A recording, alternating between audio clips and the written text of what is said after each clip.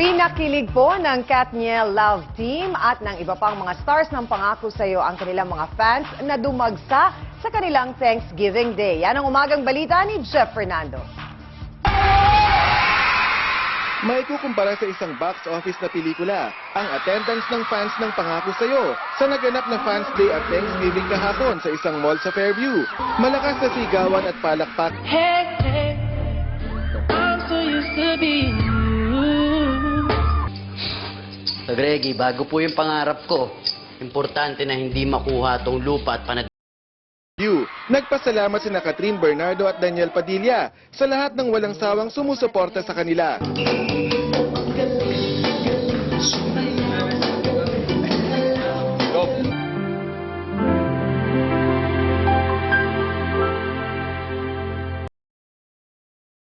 Mas mapanood kami magkasama and malapit na nila yung mapanood, so sana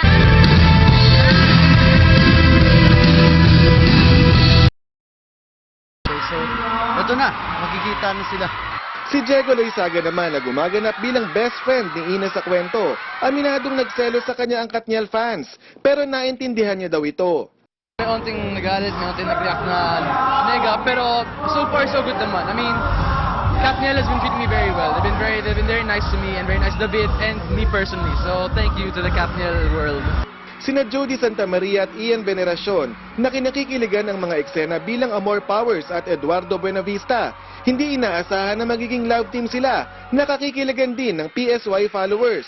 Nagpapasalamat dahil may mga matatanda din at tumatanginig sa aming love team. Kasi kami naman, inaabangan namin yung mga scenes namin together kasi ako sobrang nag-enjoy ako working with Jody.